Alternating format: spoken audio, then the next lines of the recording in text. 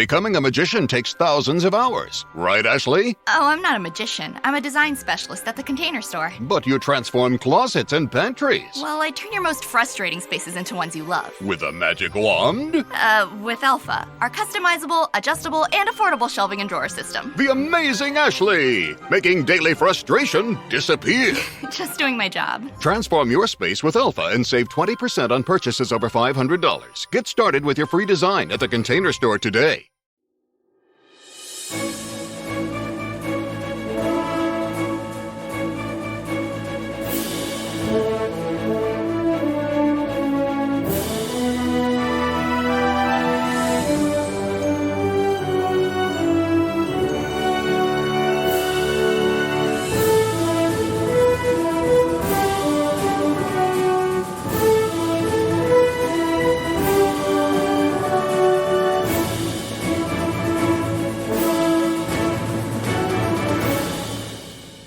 Should old podcasts be forgot and ever brought to mind? Should old podcasts be forgot in days of old lang syne? Merry Mini Monday, Chunkies. I'm Carter. Merry Mini whatever day this releases. I'm Doge. And this one is Jordan. Guys, technical challenge here. Can y'all see? Y'all can still see me on our Zoom? I can see you. Yes. Things happen for me of the three chunks here in terms of I've always needed a little extra help with equipment. That's okay. You're special in other ways. To our days of like, hey, Mike goes over here, bud. Or don't forget to tighten that or it won't hit you in the face anymore. And sometimes I hide myself completely from my pod boys and I'm just an apparition when we're talking on Zoom. I want to double check on this. Also, today we're going to talk about the finale of Hawkeye. We're going to do a little bit of 2021 in review as we look ahead to the year that we're dubbing today as 2022 chunks. Yes. And I thought I'd do something creative today and not have my good sound equipment. Yeah. To make people more appreciative of really the thought that goes into making this podcast. It was definitely intentional. This is going to make our first episode of 2022 chunks sound so good. Like, can you imagine if we didn't care? Like you can now because you just have to listen to me. People are going to be like, I can't believe they finally released Carter from the tin can prison they put in in the last episode. Carter is free, and I can hear his whole voice. He said, the sad part is that you had to release Planters peanut can.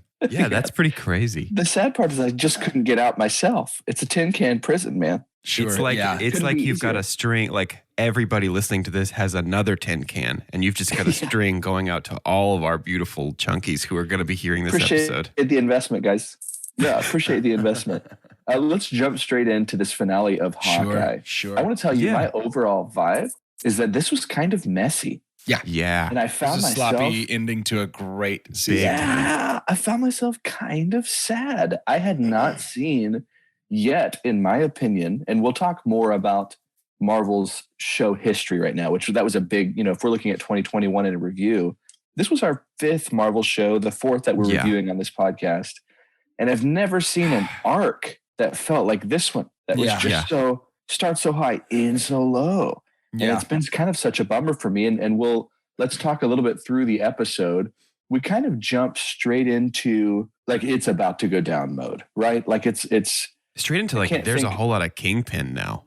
There's a whole lot of Kingpin now. Vincent in every scene. Yeah. He just walks straight in. And that's awesome. I mean, that was the hype. That's what we wanted. Sure. Making extra sure that it's our buddy Edgar from Men in Black, which I was pleased with. And he still, to me, felt much like, and again, it's been a while since I've watched Daredevil, which, by the way, spoilers, and I know some people out there still haven't seen No Way Home, but have y'all noticed that on Netflix, and I think this was someone who shared in our Discord, that's like a popular trending show right now. Yeah, Netflix is like, hey, we did part of it too. Hey, we did some of it too. Look at us. Hey, by the way. To jump straight in, and it's still him, was great. He still seems very much like the Kingpin that we saw. Dude, here's the thing for me, though. Maybe it's been too long since I've watched Daredevil. He did not seem at the way I remembered him from Daredevil. How so? Like writing wise, he seemed like less intimidating. His performance seemed a lot more stilted in this than in Daredevil. He's clearly received a bit of a glow up power wise from Daredevil because, I mean, this dude rips the door off a car, gets hit through a window by the same car, and also survives this big bomb explosion. So I don't think Charlie Cox takes an arrow to the chest. I don't think Charlie Cox's Daredevil could really hurt him that much. Yeah. Yeah.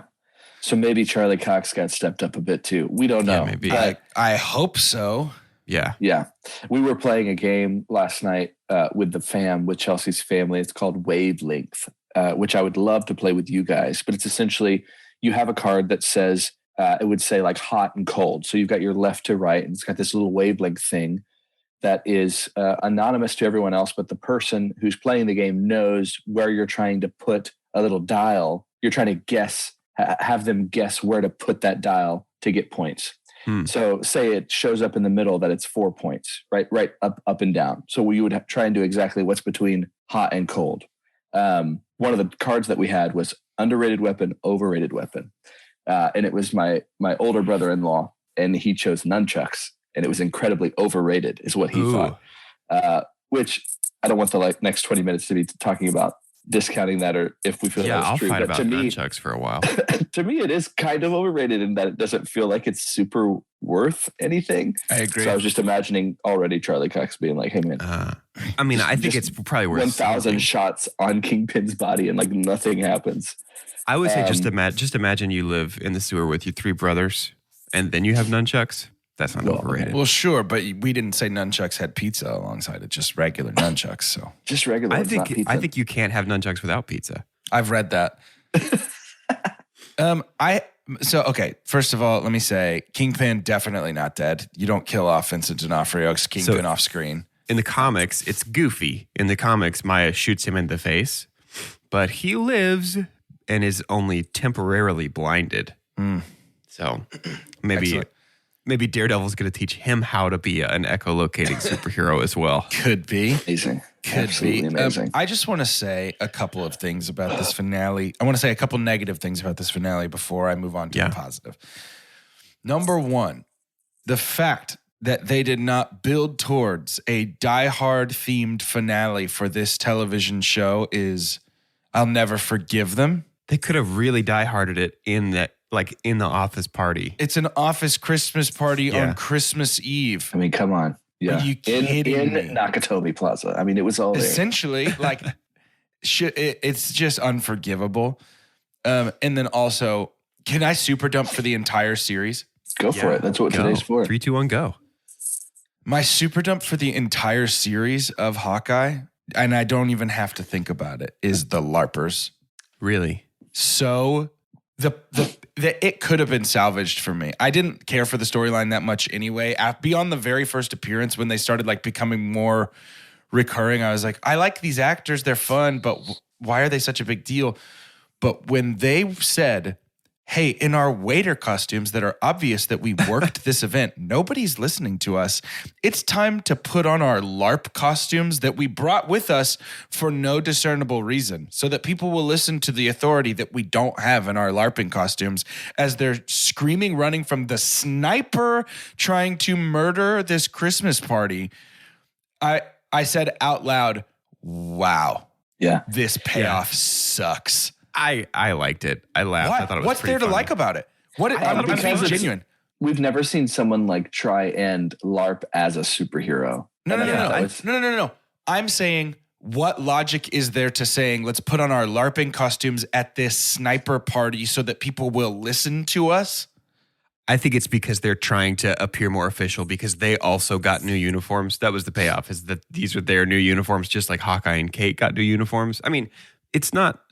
To me, it's on the same level as the Trust a Bro stuff, where it's like, that is pretty stupid, but it played well. I think it could work just as a comedic relief thing. No, I totally get it disagree. if it didn't land. Trust a Bro was actually funny and worked, at least in my opinion, it worked really well. And I totally see how this didn't land. The LARPing payoff was just like, are you trying to look like superheroes they've never heard of so that they'll listen to you? Yeah. Like, I don't know. It doesn't make any sense to me. Yeah. This finale of Hawkeye felt like the black light in the room you grew up in. It's like the taking that light and just revealing like what is going on in this. It's like the narrative line here at the end of all the loose ends that kind of got tied, but they're incredibly weak, is just being like, hey, by the way, this might actually suck. It sort of felt like a first pass at an episode script for a finale of this show. Yeah, what was for with the owl? Was that a reference to something? No, it was Chekhov's owl. Harry if Potter. you introduce an owl in the Rockefeller Plaza Christmas tree, it must carry a bus away by the end of the episode. Yeah. My super dump is how kind of willy-nilly we were about super dump for the show, for the whole show? Yeah, for the entire show. Every side character. It was like by the end, Echo has kind of some redeeming things that happen. We're kind of setting up her show, but still we could have spent more time there. Jack is a complete waste of time. Like our sword fighter. Yeah. Mom is interesting, and she's just upset that you're arresting moms on Christmas. Is this what heroes Mom do? sucks. Yeah. Like all the extras. And it goes straight into what my super pump is. At least we knocked Kate Bishop out of the park. Yeah. Yeah, Kate Bishop's my super pump as well. Kate Bishop is also my Haley super pump for Steinfeld's the show. best part of the show. The heartbreaking thing about Hawkeye is I didn't think I'd have similar feelings about Yelena and Kate Bishop, in that I was just ready for Yelena to get out of the Black Widow movie. Yeah. I'm just ready for Kate Bishop to get out of a Hawkeye series.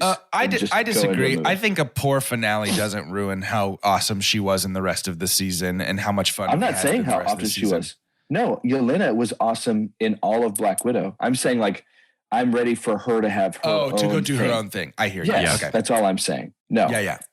It doesn't mean no. I mean, yeah, the Hawkeye series without Kate Bishop is not the Hawkeye series. Right. I'm saying I'm ready for her and Haley to Also, Yelena and run Kate's interactions are the best. Yeah. The absolute I love best. their relationship. Florence Pugh and Haley Steinfeld have incredible chemistry. I think you can sum up Yelena's whole character so far in the MCU with their scene where Kate says, "Stop making me like you."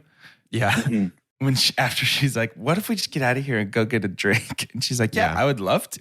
Their After I whole kill like Clint. fight through the office party, like through that floor, culminating in the slap on the elevator, is so funny to me. It was really good. Yeah. It was really, really good. Yeah, really I good. thought that was good. This isn't my super dump for the show, but this is just a little dump where it's just like, how did this happen this way? If you haven't seen No Way Home, skip ahead a little bit. The final shots of No Way Home I know. are the only part of the movie that take place at Christmas time. Everything else is like fall. It's like Halloween because Peter sees the little wizard decorations up at MJ's work. It's Halloween. So why did we move the end of that story forward to Christmas and have Spider-Man swing directly past the Rockefeller Plaza Christmas tree? To not have him at all. To not have any, like, that's If just a No Way rare- Home came out 3 months ago, I That's think fine. he's in that finale. I think if No Way Home came out when Eternals did, I'm not looking for him in that finale. No, I But think just- the reason he's not in the finale is my Is guess because is it's too soon. right, and people haven't seen it. My guess is they edited him out of the finale because it was originally supposed to come out in July or whatever. Yeah. That's just strange to me. That's just a rare example of Marvel being like, Sloppy. it feels like they forgot that both of their things are happening in New York. Like, Yeah. it's one of those things that happens all the time in like phase 2, where it was like, okay, the world is ending, but like, where's Thor? Why is Right. only Iron Man the one trying to figure out what's going on here? Yeah. Like, it was like, how did these people in New York not see this I giant, suspect we may find out that's how Kingpin didn't die. how? That's Peter Parker saves him. Not knowing who he is, but seeing a man with a gun pointed at him. Yes. That would be interesting. I just feel like it's That would be interesting. the whole time I was watching this last episode of Hawkeye, the only one that I watched on the other side of No Way Home, I was like, how did these people not even mention like, yeah, we're trying to take down the tracksuit mafia, but also there's this goblin guy and this lizard guy and this sand guy and this electricity guy. Also, and this octopus there's a guy. very real chance that it's 2 different years. I didn't really pay attention to what years these 2 things take place. So there's every that's chance true. they're not happening That's true. concurrently. No Way Home, Yeah. I guess, could be the next year. Yeah. It's this weird phenomenon you get, I think, with the MCU that we can't help but think like, because this thing was happening here, shouldn't it also be happening here? And then I forget how many hands are in the making of all these different it's kinds all of very connected until the moment that it's not. The Goblin and Doc Ock and all that stuff wouldn't have been happening concurrently with the Tracksuit Mafia because one is in October and one is in December. Yeah, I guess that's true. So that's not a plot hole. Yeah. I definitely thought when our LARPer cops were going back inside, they were going to come outside again only to see that Peter had handled everything, that Spider-Man had handled everything. Yeah, I was definitely expecting that too. So I definitely was waiting. That's not a super pump for the show. Yeah. That's oh, my birthday cake wasn't my very favorite flavor. Right. It's still fine. Right. It's so still okay. I'm 3 for 3 on my major show predictions for Hawkeye. Clint Barton. So is Carter. Clint died. Barton lived. Clint's dead. To the end. Did y'all not think he might? Did you not think there might be Yelena might thought kill Yelena him? might kill him, actually. Yeah. Oh, Jordan, don't I never lie. thought. I really never thought Don't that. lie I in our last never episode of thought that. 2021. Clint lived. Kate went to the Barton family Christmas, and Jack was just some dude who likes swords. Yeah. That's a bummer. But that was the only LARPing payoff that I liked, was him standing next to that lady who was like, you ever heard of LARPing? Yeah. It So was just so, I don't know, man. I was just overall came away pretty bummed. I didn't. I mean, the episode itself was sort of a disappointment, but the rest of the season was great, though. It was. I think my super dump for Hawkeye is just the lack of resolution for Maya's story, and then just the way that it's really the Maya Kingpin stuff in this last episode that's a super dump for me, because I feel like Maya, like I forgot that Echo was getting a show, and so like looking back in hindsight, it's clear that like, oh, we don't land her anywhere so that we can. She's Take not her on somewhere. the run. She's not on the runway, so we don't have to take off again in Maya's show. But that's a huge disservice to this show. And then we've talked before on the show about how like the nature of hype culture and the nature particularly of these Marvel movies and shows and properties is that they exist first as a way to set up the next decade's worth of stories, and second to tell their own self-contained story. Yeah. And this felt similar. By the end of it, I was getting similar vibes as Falcon and the Winter Soldier, of just like, this is barely its own story. Right. And it's really like, especially with the Maya and Kingpin stuff, like this is really just kind of a, hey, guess what's coming up next, guys, rather than its own self-contained thing here. Yeah. Sure. Yeah. We're in no way like two Feiges and a Feige, right? It's not like, if they would only listen to us, we would know how to make sure the MCU runs well. We haven't really seen something yet to where, at least that I can remember, that MCU was like, hey, this is coming out. And then they decide to like just trash it all together. Right. But I wonder if we're going to be too cavalier at some point, and the Echo that was announced for, the beginning of 2023 or whenever that was, doesn't happen because of how much the finale of Hawkeye got backlash. Yeah. It's like, I think if we're going to see something like that happen, it's going to be in the shows. Yeah, a show's going to get canceled. Yeah. Yeah. I think if we're going to see which would something be like that, basically what I was saying. Yeah. Which was Echo, the show. So that's just what I mean is like, it's going to be shows, not movies, that like the movies are their tent poles. And so they would rather cancel a movie that was going to hurt, or cancel a show that was negatively affecting movie buzz than vice versa, Yeah. Yeah. Totally. Yeah. A pump from this movie, a pump from the finale was her doing the coin trick again with, I think, a button or something that was to blow up all the Kingpin's arrows. cufflink. This is cufflink. Oh, cool. Yeah. The irony. That was cool. Yeah. Also, the very ending was insinuating that she's the new Hawkeye. Yeah, definitely. Okay. Yeah, he's like, I've got an idea. And then it literally shows our title there. Yeah. What did I can't remember. Was there a post-credits? Yeah, it was the full musical number. Yeah. Battle of New York song. Which is great. Yeah, that was really funny. was a lot of Just fun. very, very good. It was a lot of fun. And kind of a flex that they're like, hey, low key though, we could do anything. Hey, we want. also we can do this. Yeah. We can also do this. I'm a petulant little diaper baby about post-credit scenes though. So I was just like, it doesn't even tell me anything else that's happening. So like, who cares? But you didn't see Mephisto in the working backstage? Like the whole time I was like, they're gonna pan to the audience and show me that blah blah blah that Kang is watching or something. Even a pan to the audience of old man Steve being like That's just not how it laughing or like happened or something. yeah, kind of incredulous. Like, oh, that would have been funny. Yeah, I'm just such a little baby about those things. Do y'all have anything else from the finale that stood out to you? And who hasn't? Have we all super pumped and dumped for the whole series? I think we have. We all said Kate was a podcast-wide super pump for Hawkeye. That's not surprising at all. No, she was great. If I had to pick a second one, like if she was off the table, it would be Yelena again, even for the 2 1/4 episodes that she was a part. Like she's just, I mean, no surprise here, folks. Florence Pugh is a very good actor, and she's amazing in this show as well. So there's an element of this show, too, that just feels a little bit like Damage Control for the fact that the funeral at the end of Endgame was not a double funeral for Tony and Natasha. Right. Like it feels similar to the Black Widow movie in that instance for me, where it's like, oh man, we really I guess she's a messed pretty up. big deal. I guess she was more important. I guess folks liked this original Avenger who'd been in a ton of these movies way more than we thought they did.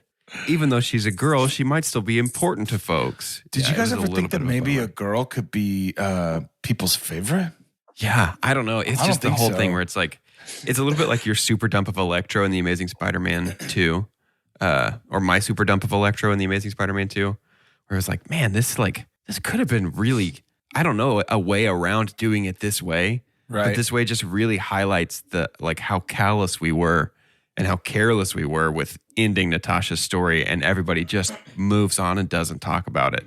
Right. Yeah. Especially because she saved the entirety of existence. She did just as much as Tony or Hulk, and we talk about Tony and the Hulk's snaps in like every movie since then. Right. Like, what's that redhead assassin girl name? Well, it became clear to me in Hawkeye that one of the big things is people have no idea how it actually went down. Yeah, that's true. Which was kind of cool to see the outside perspective of that. I don't believe that I have soured on Hawkeye as much as it sounds like maybe you two have as a whole. The finale was certainly the low point of the series, but I still hold it in pretty high regard. Which I guess still enjoyed it. We'll see here in just a minute, but I still really enjoyed it. Yeah, good point, Jordan. And in terms of that regard and how we rank those, we'll give those a look. But first, I think we should make some of that cold hard cash. Let's listen to some ads. It's ad time. Now we're back in the second half of our mini Monday. And we're back. And thank you for a word from our sponsors. And we're back. In this second half, I want to start by, as we look back at 2021, first of all, let's talk about the MCU. Let's talk about the MCU shows that came out. Because this was the year of the Marvel show, dude. Marvel shows have only existed in 2021. How massive does the year feel? Or how long does 2021 feel? Well, Disney Plus Marvel shows have only existed for... Disney Plus Marvel shows. Oh, Hawkeye. We didn't talk about 19 on the watch, Agent 19. Oh, right. SHIELD Agent 19 was Bobby Morse, codename Mockingbird, who was married to Hawkeye for a while in the comics. It'd be interesting if they said Mockingbird was more of a title that was passed to people. It seems like that's definitely a direct code name for Bobby Morse, but oh yeah, cool. We get that Laura changed her name. Yeah, we get confirmation that Laura was a SHIELD agent. And most likely probably Mockingbird. How did y'all feel about that? I actually wish she wasn't. I really like the idea of Hawkeye just having a normal family. It's kind of, to me, it felt really similar to like in Justice League comics, whenever Clark and Diana, whenever Superman and Wonder Woman are like a couple. It's like, man, I feel like Superman is probably more relatable when he's a couple with Lois Lane, where it's like, this is just a regular person. Right, not just rather a than like two Zeus. gods. Yeah. I find it far probably easier. Not like Zeus. Probably a little bit more consensual and loving than Zeus. Probably. I find it much easier. For stepping into your realm, good sir. Forgive me. Relax, dude. I find it far easier to believe their relationship of Laura being like the guy in the chair for Hawkeye, knowing that she's got probably experience doing that same thing. So yeah, it doesn't bother me at all. Yeah. I want to play a little bit of Rank You Very Much, but it's we're in full control. You think normally we're in control of Rank You Very Much, but we're not. Today we are. Yeah. In that I want to go back through our Disney Plus Marvel shows and let's get a definitive ranking for each of us today. And we're just going to do the top 4 because Jordan and I aren't really good friends with Doge, and we haven't seen What If yet. That's true. You guys just don't care about it. Hasn't been on this podcast. Superhero things. They're just. I know how much our Discord channel has been clamoring for us to review What If. A lot of the world is like, why hasn't Two Chunks done this yet? We're very sorry. RDJ keeps calling me and calling me. He's like, do it. I read that they were going to make a live action version of it. just so you guys would watch it because you think you're too big for cartoons. I don't It's like called when the Multiverse of Madness. I don't like when the TV has the hand drawn on it. Hey, for real though, if you if you could get into cartoons, I think you should watch Arcane. I don't know if you guys have heard of it. What is that? It's super good. It's like this magic show. I'm out. It's from League of Legends, the game. I'm back but it's in. like a Video show games? of it. I don't have time. I don't want to watch it. I don't have time. I think Sylvester? Sly? Yeah, I don't know if I would watch anything about a video game. We had WandaVision, we had The Falcon and the Winter Soldier, we had Loki, and then we had Hawkeye. Let's start from 4 Cool. and go on up to 1. Last place? Yeah. Last place. And so Falcon and my the Winter last Soldier. place as well is Yeah, The Falcon and the Winter Soldier for sure. So we don't have to re-review that entire series. But what do you think made that such a clear last place? Writing. I think. Did you say fighting or lighting? writing. He said Neither. neither of Neither. this. I said I think writing. I hated the fighting, the writing, and the lighting. Yeah, no, I agree. And so much biting. I think the character work was pretty good. Like I think the interactions between Anthony Mackie and Sebastian Stan were really good. John Walker was played very John well. Walker was played well. Just the overall narrative, like flag smasher stuff, just was not very good to me. Yeah, the show kind of farted and fell down after a promising interest initially. Yeah. Yeah, it was kind of molasses But for the me. It felt very internal slow. journey, the internal stuff with Sam, like figuring out how to take on the mantle was great. That just could have been 2-hour-long episodes. Yeah. Yeah. So now let's get to our number 3. For me, I think it's Hawkeye. It's Hawkeye for me as well. It's WandaVision for me. Number 3. Okay. What made WandaVision number 3 for you? Because it's a girl. No, just kidding. No, the longer I have had to reflect on it, the more issue that I take with the lack of consequence for Wanda. Like, what she did was very bad. Yeah. She enslaved an entire town of people. Yeah. Here is the kind of Achilles heel. This is the bad and good thing about these mega franchises. I think she's going to get consequences for what she did in Multiverse of Madness. And so for me, that's the reason I'm withholding judgment on that. But if we get to Multiverse of Madness and we don't have time to talk about what Wanda did in Westview, then I still think my impulse is going to be like, well, maybe she'll pay for it later. Maybe they'll address it later, you know? I want to be very clear that other than Falcon and Winter Soldier, I had an majority positive experience with all 3 of the other MCU shows this year. And WandaVision is one of the coolest TV shows I've ever seen. Yeah. Yeah. It was awesome. As I've reflected on it more, the bones have become more flimsy in my brain, and I've had a harder time looking on it quite as like perfectly as when the day it ended, you know? Yeah. Yeah. Part of the reason that I'm okay with her not getting consequences in WandaVision is because I feel like she was powerful in a way that we hadn't seen, that no one really knew even how to give her consequences. I agree with that. I just more mean like personal, emotional consequences. Like the fact that there were people willing to be like, I understand that this was hard for you. It's like, no, you don't get to enslave people. Right. Yeah. That's a good point. My number 2 then would be WandaVision. Mine as well. Hawkeye. Yeah, it is number 2. And I think number 2 is WandaVision for me.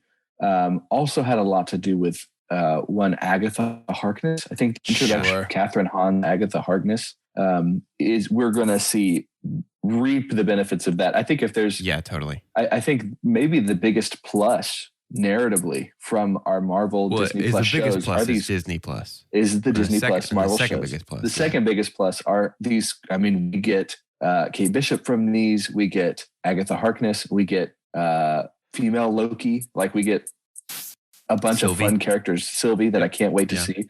Yeah. And we get Morbius. We get Morbius from there. My number 1 is Loki, and it sounds like that's the case for all of us. Yeah, number 1 is Loki. We get Morbius. What? Yeah, that's Owen Wilson's character. Morbius?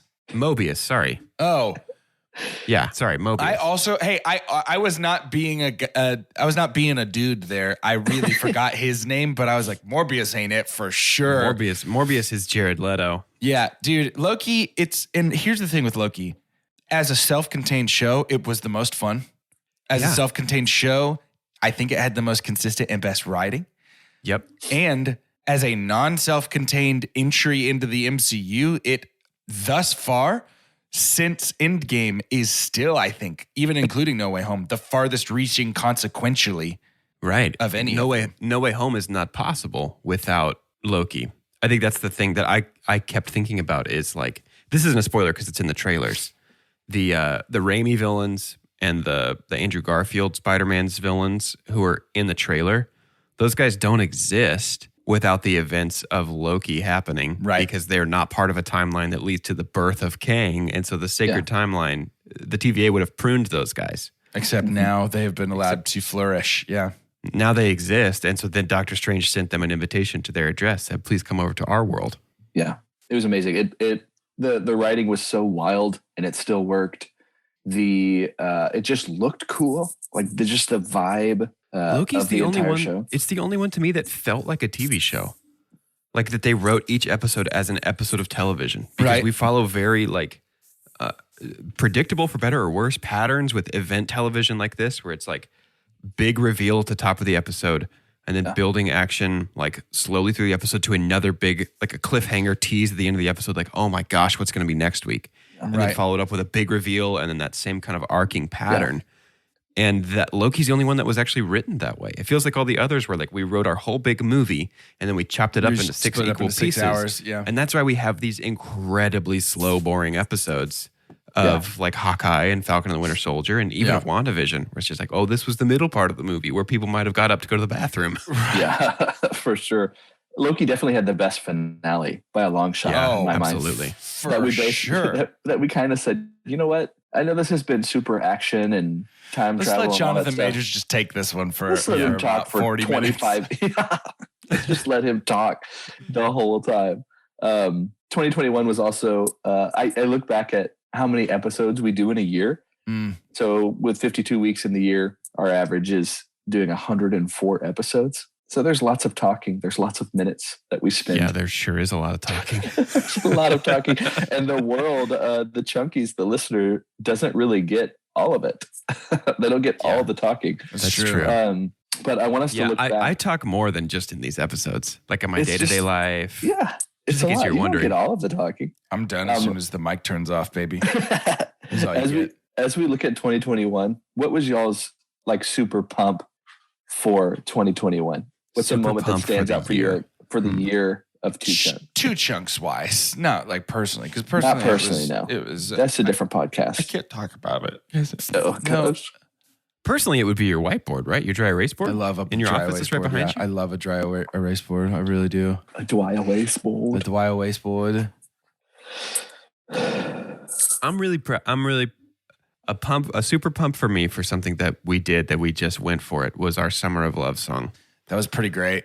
I'm really proud of that. I think the moment that Adam sent us the final mix of that, I was just like, wow, I think whatever we were actually aiming for, I think just all of us working together made it better than that. So I'm really proud of that. I love working on stuff with you boys. It felt like I could see the sparks in my world at that time. Just crackling. I was like, something's happening. We're creating. Yeah, that's a huge one. I think my super pump when I look back at 2021 is just, I think this year more than maybe any year before has the weirdest smattering of genre for us to cover, which is my favorite thing. Like the fact that we can do When Harry Met Sally, To All the Boys I've Loved Before, Midsummer and Hereditary, Spider-Man, Despicable Me, and How to Train Your Dragon. Like also cracking a beer with Vin in the theater. Right. Fast 9. Right. Yeah. Fast 9. That moment, the Fast 9 moment is my super pump. That's your super pump. Yeah. Because it was also this thing too, to where, I mean, it wasn't only the first time we had gone to the theaters again. It was one of the first times that all three of us had been together in a long time. In a really long time. So that just kind of felt like the four energy. Of us. Adam was there. Dang. Sorry, the four of us. Yeah. The energy like long before the podcast even started. It was like, oh, this is why. This is thanks, Adam. Adam gave a couple letters in sign language to me just then. But yeah, that was my super pump for the year, was going in and doing Fast 9. Yeah. Super dump, and it's already been mentioned, is that in our Picks Aren't series, we decided to do a little show called Despicable Me. And boy, did it unlock something in, I think the Chunkies loved it. I think the Chunkies loved it, but we were too honest. We were too honest about some things that irritate us. Yeah, I should never have said how much I hate Minions, because now I receive them. Yeah. As though our Discord Every time members, you talk about it, all I can see is my 5-year-old nephew walking up to me with his arms up in the air going, "Don't tickle my armpits. I hate it. Don't do it." This is the moment then. Our year in review that I confess I like how angry Minions make me. It feels That's your confession? good. I like the anger. You will like me when I'm just Minions. to feel something. I love this growly voice this morning. Guys, as we look ahead to our biggest year, 2022 Yet. chunks. 2022 chunks. The year's so nice they named it after your 3 favorite podcast guys. Twice. Once. Let's talk a little bit about some stuff that we're excited for. I say we can just do some like mid-credit scene type teases here. Sure. I know for sure that we're going to talk about, and our Chunkies should know that we're going to talk about the Batman movies to start the year. And so I'll say that's one of the things that I'm most excited about, and I'll go first. That's going to be really fun. Because this was maybe as much as, I know at least Doge, and it felt like Jordan too, but as much as y'all might have grown up on like these Raimi Spider-Man, like the Batman movies for me were some of the most nostalgic. That was you. Yeah. That was me, and I'm very excited to go back and hang out with Michael Keaton, with Val and George, and Seal. Yeah, I think it's going to be a good time, and I'm excited that that's almost what we jump into right off the bat for 2022 chunks. Traditionally, we have done a Christmas series, the Batman. Yeah, sure. Yeah. Okay. Yeah. Traditionally, we've done a Christmas series every other year, and we did not do one this year because of Spider-Man. So that means that hopefully we are doing a Christmas series around this time next year. And I always look forward to those. So that's going to be a really pretty good excited time. about that. For me, it's just, guys, there's a lot of theatrical releases next year. People, I think No Way Home has proven that they're still wild about these whole motion picture things. I think they're not going anywhere. And a lot of these big ones movies are here to stay. I'm going to say it. Movies are actually really good to watch and fun if you watch them. But a lot of the big ones that are coming out, we're going to be, I mean, I know at least I'll be seeing them, and most of them we'll be doing an episode about. And so there's going to be a lot like those moments of cracking a Corona in the theater with Vin. We get that pretty frequently next year, and I'm real excited about that. Speaking of be seeing you, John Wick 4 teaser 3 days ago. Ooh. March 2023. Wow. Yeah, it got super duper pushed. It was supposed to launch on the same day as The Matrix originally. Berm. We had great ideas. I mean, at least John Wick's not going to be visibly older. Keanu's not going to have visibly aged in the time between these movies. It's true. Yeah. If you're in our Discord chat, if you're up at that top $5 tier, let us know also what you'd like to see in 2022 as you listen to this. I think our schedule's done. We're not going to change anything, but we're just curious. Just let us know what else, in case we got time, and we just want to know if we nailed it. That's all we want to know. Is if we want to know how successful we were at predicting your every whim. I personally would like more Nick Cage. I think he was maybe introduced to two chunks this year for the first time. Isn't that crazy? In National Treasure, when he's clearly done 500 movies. Yeah. Really so more Nick Cage would be great.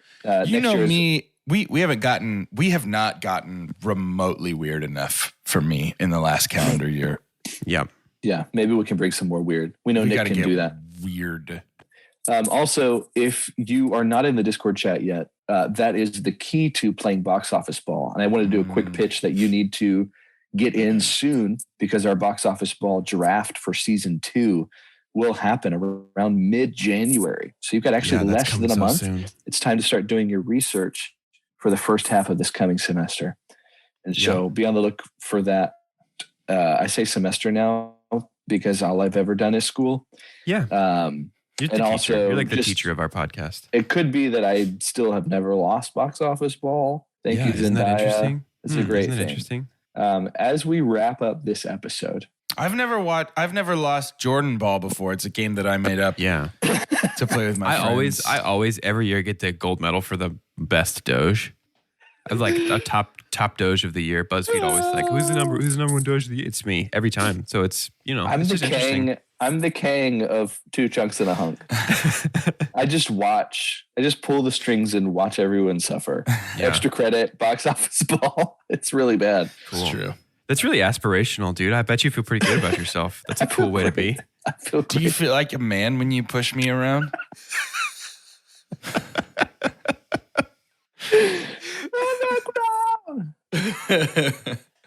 Face down. To end this episode, I'd love to have your name Mm-hmm. and your prediction as to how many times we'll play extra credit in 2022 chunks. Oh no. I'm Carter, and I'm going to predict once or twice. Yeah, probably at least, huh? I'm Doge, and we're going to play it once. The very first episode of the year, because between now and then, I'll be studying every actor on IMDb. I'll be trying to memorize IMDb's top 4 for every actor. And we're going to get it perfect. We're going to get a perfect score. We're going to get 4 credits for every actor that we have to guess. And then the game will have lost its power. It's like Jumanji. If you win, you get to stop playing. Jordan, 20. Yeah, that's probably actually. It's not a funny guess. No. It's just a real guess. Guys, I'm just going to make a exactly promise right. to you right now, and we're going to up the stakes. I feel inspired. We're going to up the stakes for 2022, and we will stop playing extra credit in 2022 if you get 15 points. We'll stop playing for that entire year. Okay, well, that's not going to happen. That's It's a not really gonna safe happen. bet to make. But what if you do? Can you imagine being that close and knowing this could be the end of the suffering this year if we only get this one? Oh, yeah. No, it would make it even harder. It would make the crash after we fail even more spectacular. I'm promising you this. I promise you now. Write it down. If you guys perfect extra credit once next year, you will not have any more after that for the entire calendar year. As we hang up Congrats. this call, Carter is going to begin drafting an even more sinister know. game. Exactly. to If we replace- beat extra credit, he's going to be like, oh, surprise. Welcome It's to going to be horrible. Demon. I couldn't think of the name.